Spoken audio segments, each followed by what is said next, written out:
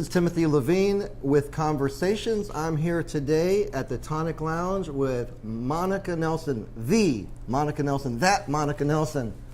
Hey, Timothy. Monica, thank you for joining us. Thank you for having me. Wow. Monica Nelson. Sitting I next know, to right? me. Ooh, I feel so privileged. All right, if you know Monica like I know Monica, you know she was the lead singer of the Obituaries. Fantastic Correct. band. I actually, agree. You agree? And she's humble too. Well, why be in a band if you don't love it? And we loved it. And Portland loved it. And the world didn't get enough of the Obituaries. You guys stopped doing what you were doing around 90, correct? Beginning of 90. The beginning of 90. And what you were doing was you were touring with the likes of, among others, the Gits, Nirvana, Soundgarden, Sonic Youth, Mother Love Bone, which was Pearl Jam before Pearl Jam, Afghan Wigs, Screaming Trees, Babes in Toyland, Poison Idea, Lemonheads. I can go on and on and on, but I don't have enough paper. So you guys played with a lot of influential bands, and from what I understand, you guys influenced a lot of bands. A lot of the bands that get credited for the grunge sound, from what I understand, came to Portland from Seattle, checked out what was going on here, and took it back to Seattle and took all the credit with them. Kind of, maybe, sort of, a little bit. Well, they were all very talented people. Right. But so were you guys. Everybody influenced everybody else. Everything influences everything good, everything bad. Tell me some of the bands that you guys played with in Portland. There's Poison Idea. Just about everybody. Dead Moon, Napalm Beach. We played with everybody. And, you know, a lot of great shows. And a lot of great shows at great venues. We like to try to push the venues that we're at here because we like local venues. You're in a movie by Mike Lastra about the Satyricon, which was unfortunately taken down recently. And I know that you guys played one of your last shows there, your last stand at the Satyricon. Yes. When was that? That was the night before Halloween. It was the second to last show. We played with Pierced Arrows and Napalm Beach, and it was one of the coolest nights I've ever been a part of. I heard about the night. I didn't catch you that night. I met you a couple nights before because I was privileged enough to play with your former drummer, James Mahone, who was the lead guitarist and singer of my band, Jacktown Road. And he introduced us, I guess, during the M99 show. Yes. Which, a little back history, there was the Obituaries, there was M99. Yeah, there were the Obituaries, and then I ran away, and then Poof! M99 formed. Right. And two different bands, almost the same members. We had Rob Landau, who basically is the core of both of the bands, right? Yes. And then we got Regina LaRocca, bass, La Rocca, rocking the Rickenbacker, and James Mahone, Mr. Butts, on the drums. You've been, well, you're back in Portland, but you've been on an exodus to New York. You were For 22 for years. 22 years. What happened there? I heard you wanted to go do your mommy thing. Yeah, actually, I have 3 kids. And I And know that's your camera right there? Here's a picture of them. And they look very happy, don't they? I'm a good mama. Oh, okay. I'm a good That's our mama. camera right there. They look very happy. They look, wait a minute, wait. They look a little thin, dude. Yeah. What are you feeding them? I don't look like them because I've had so much plastic surgery, but I used to look like this. So you got 3 beautiful kids, That I which know I've of, yes. met, that you know of. And I would think you would know of others. Yeah. I know, right? I mean, it's kind of like a process you can't ignore. The last time I saw you was in New York when I was on tour with my band, which we just mentioned, Jacktown Road. Yeah, we played on a bill together. We played on a bill at another venue which closed down and actually has been reopened. The Court Tavern. The Court Tavern in New Brunswick, New Jersey. And I was privileged to play on the same bill and play on the same stage as you. As was I. Thank with you. And you guys rocked. And that was That Monica combo, correct? That Monica Nelson combo. That Monica Nelson combo. And that was stuff that I had written on the piano. And, you know, everybody arranged it in a really beautiful way. Yeah, it was fleshed out wonderful. I mean, you had some interesting musicians doing interesting things. Yeah, we had an accordionist who also doubled on the mandolin, the banjolin, and the flute. And they were all singing along too? I No. remember. No? Okay, see, it was a long night. I remember things the way I remember them. You also Maybe you were support- singing along in your head. I think I was. You also supported us on that tour, helping us out when we went to Sullivan Hall in New York City. Yes. And New York City, how was New York City for you? I loved it. It helped me grow.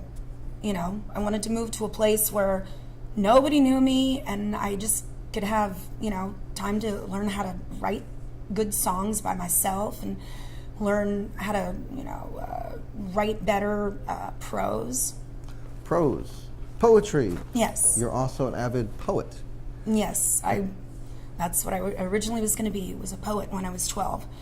And then I realized poets wind up killing themselves, sticking their heads in ovens, and I discovered Susie Quattro, and on her album covers, she was hanging out with sexy guys, and they all looked like they were having fun, and I thought, no, that's what I want to do. I want to be like Susie Quattro and hang out with cool-looking guys. So you became a rock goddess and a poet. Well, I wouldn't say rock goddess. Well, I do collect rocks, and you collect if books. that's what you mean. Because, Yes. okay, other than the great windows in her Chelsea apartment and the square footage, which was amazing, you had some wonderful books. I walked into your office, and it was just wall to wall. My black room, yeah. The walls were all black. Yeah, but I didn't notice the black walls. I noticed the wall to wall books. Yeah, it kinda from looked- floor to ceiling. My place in New York would kind of look like Powell's after an earthquake. Right, right. You know, there were a lot of books, and I had to give thousands of books away in moving here, but I still have thousands. But I think that's the legacy that I want to leave people. Right, like you talked about. And one of my most cherished gifts is what you left me when I left New York the first time I visited, which was original Clockwork Orange. Yes. Yeah, I still cherish that book. And then I wait for opportunities if some, organization is starting something or a rec center, then I can donate a whole bunch of children's books or Unload a 'em. whole bunch of grown-up books. And Yeah. And feel good about yourself. Job well done. well, then I have an excuse for hoarding, There you go. That's a whole different story. Let's talk Look about. for me on Hoarders. You just got back to Portland in August, yeah. And you started a new band, I fell into being in a new band. Monica Nelson and the Highgates. Yes.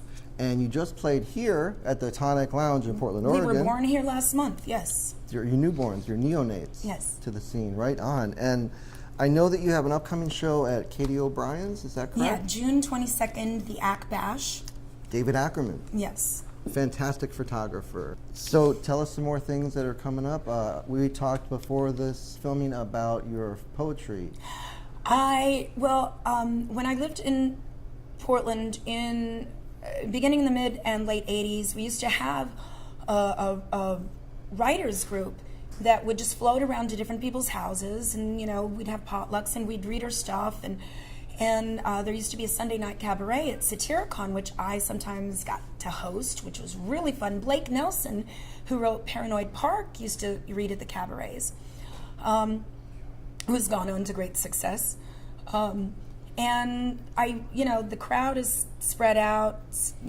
Jimmy Scoville, he lives in Louisiana now, and I miss everybody. So now that I'm back here, I would read in New York. I read in New York once, but it gets you out of your comfort zone, reading, if you're not, too comfortable reading. Singing is easy. You hide behind a character. Right. Reading, it's like you're beyond naked. So what I would really love to do, which I've never done, is publish DIY a poetry book, because I have millions of poems and prose, and half of them are suicide notes, which is why I'm still alive. And I wanna publish a joint, self-publish a joint poetry book, hopefully with Roby Williams, because Roby he is phenomenally talented. Great work. Yes. Great work. And I don't know if everybody knows how talented he is. And our stuff goes very well together, too. yeah, I'd like to have him on the program. He's a great drummer and a great poet. So you're thinking about doing a joint book? I just asked him. I'm hoping he'll say yes. Right on. How can he say no? You mentioned. I know, right?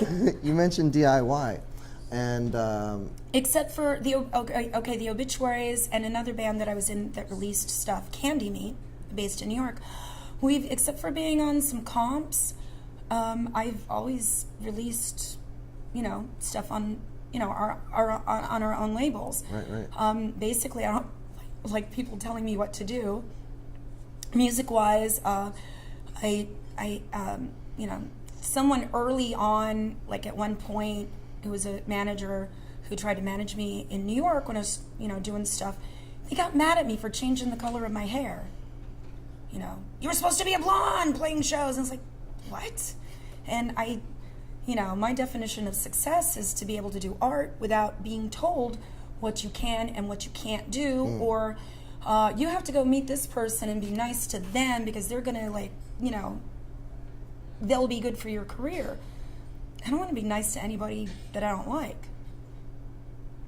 Having said that, my motto is basically, I like anybody who likes me. My definition of success is being around good people who want everybody else to do well, and not having to be around people who subjugate me. And sometimes, if you get involved with people in a business aspect, or, you release stuff on other, if you're, they try to tell you what to do just because they want power over you. And I worked with a couple producers, 2 different producers who basically, it was my music, and they told me to go sit in a corner and read a magazine while they finished doing stuff, while they came up with, different ways to arrange the site, Not my baby. Yeah, it's like, and this was early on, when I was getting stuff together in New York, playing out, and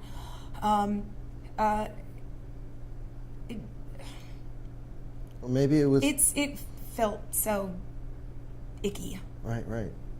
And because you didn't get that major label puppeteering back then, the Obituaries music stayed pure and stayed what it is. It didn't get the exposure I think it deserved. And Yeah. Well, actually, somebody sent a demo tape of, when I was in New York, somebody sent a demo tape of mine to an A&R person, and I have the letter, that they sent back. I didn't know they'd sent this, but they're like, because they, I just want to think about art, not business. And the letter said, oh, well, she'd be really good if she weren't so schizophrenic vocally.